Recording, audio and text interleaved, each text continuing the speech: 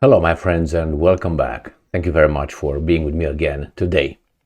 Well, of course, Vladimir Putin will come out and defend his friend, former German Chancellor Gerhard Schröder, because Gerhard Schröder, by speaking his mind, gets in trouble in Germany.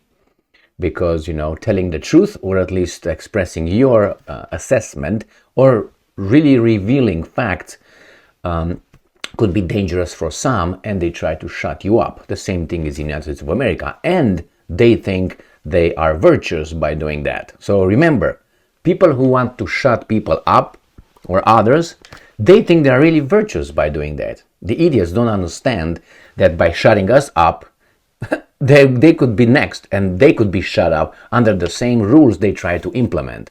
But hey, they think they're virtuous somehow, but they're idiots. So what happened?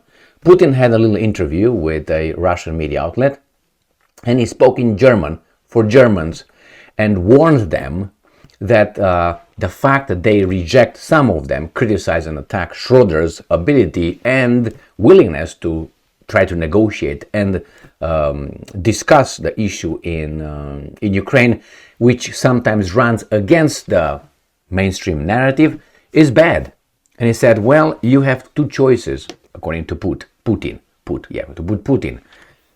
Support the Nazis or Schröder. Now, I don't think that is really how things are, but nevertheless, let's see what Putin has to say here. So I have two articles.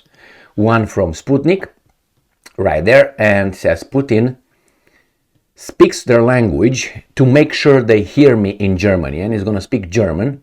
And then obviously the other one is from Russia Today, and Putin says the farther from Schröder, the closer to Nazi sympathizers, Putin says to Germans. The Russian president has advised against stigmatizing the former German chancellor over his affiliation with Moscow.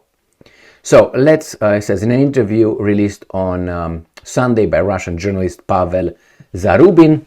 Let me fix this thing here. Okay. The Russian leader was asked to comment on attempts to stigmatize Schröder, who recently reiterated that Putin remains his friend despite the two having opposing views on the Ukraine conflict. According to Bild, at a recent ceremony marking the 33rd anniversary of German reunification, Schröder was seated as far away from incumbent Chancellor Olaf Scholz as possible. And I'm quoting Putin, and then I will have him speak. We have just recently witnessed an appalling incident in the Canadian Parliament, where a Nazi received a round of applause. The further you are from Schröder, the closer you are to Anthony Rota, the ex-leader of the Canadian Parliament, who is a Nazi sympathizer, he says, Putin said, repeating the same message in German. And I'm quoting, there are a lot of decent people in Germany, and I'm sure that many will hear this, he concluded. All right, so let's go to Sputnik, and we have his little message here. And it says, Putin said in German, the farther from Schröder, the closer to Anthony Rota, the head of the Canadian Parliament, who sympathizes with the Nazis. All right, let's see if we can have this. Je weiter von Schröder, desto näher zu Anthony Roth, der Narzissten sympathisiert. So the further, I understand that too. Je weiter von Schröder, desto näher zu Anthony Roth, der Narzissten sympathisiert. They are Nazi sympathizers. So, the thing is this, sometimes, how should I put it? I hope you all are blessed to have a friend at least in your life, and not more than 3 or 4. Because you have more than 3 or 4, that means the rest are not your friends. You can't have more than 3 friends in your life. I think, I'm 99% certain that you have more than 3 friends. Now, if you keep the friends as would die for you, if you're lucky, you can have 3, 2, 1. But if you tell me, I have 20 friends, those are not your friends. You lowered your bar so low that you included everybody. But hey, that's your life. But I'm saying, with your friends that you have over there, haven't you disagreed on something? I hope you did.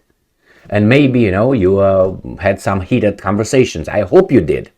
Did you break the friendship for a conversation or a different opinion on something or assessment? That's idiotic if you did. Yes, that's idiotic. Because a friend is not over there to be always with you in finding the truth. And sometimes you have opposite views on things. It doesn't mean that the grounds for which you are friends is broken because you disagreed. But these guys here, they try to put this together. You have to always agree with us. We don't have to agree with you at all. And if you don't agree with us, if we were friends, which we are not, but they make it that way, then if we're friends, if you don't agree with me all the time, then you are not my friend. But if I disagree with you, we're still friends. You know what I mean? So it's pick and choose. Remember, friendship is based on reciprocity. That's the foundation of friendship. I mean, kind of, But the most important thing is reciprocity. If I do this for you, you would do that for me. And we raise the bar. Like, I do this here and I do that there. And then if is reciprocity in and being certain that the other person would help you in need and will support you. So Schroeder, just because Putin did something, according to Schroeder, not good. Schroeder did not agree with Russia's intervention in Ukraine. But he's still friends with that guy for certain reasons.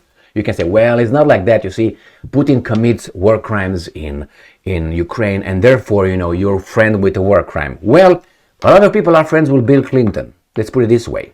Remember Yugoslavia? A lot of people are friends with George W. Bush, right? That guy, the illiterate one, that graduated Harvard and Yale. Remember? Yeah, the Ivy League school. Yeah, that guy. And he invaded 2 countries. A lot of people are friends with Obama. And Hillary Clinton, who bombed Libya. Remember that one? A lot of friends are also friends with Obama, who has illegal troops in Syria. A lot of friends are with a lot of friends. A lot of people were friends with Truman, who dropped 2 atomic bombs on 2 civilian cities. So that argument, you can shove it, okay? Why? You first clarify that situation, and then we go to this one, all right? I mean, I understand what you're coming from if you would bring that. He's a war criminal, okay? But then you have to ask, okay, let's say you have a rape victim who defends herself and punches back. Is she a war criminal? Is she an aggressor? Or the guy who tries to rape her? Well, maybe things are not the way you are told they are. Okay, the thing with the unprovoked Russian invasion of Ukraine, that's garbage. All right? I mean, that is ignoring other facts, and that is just situational justice and outrage. All right? You have to, if you really want to find the truth, you have to look at all the situation. I know the garbage with these guys invaded. That's a fact. Why? They told you why.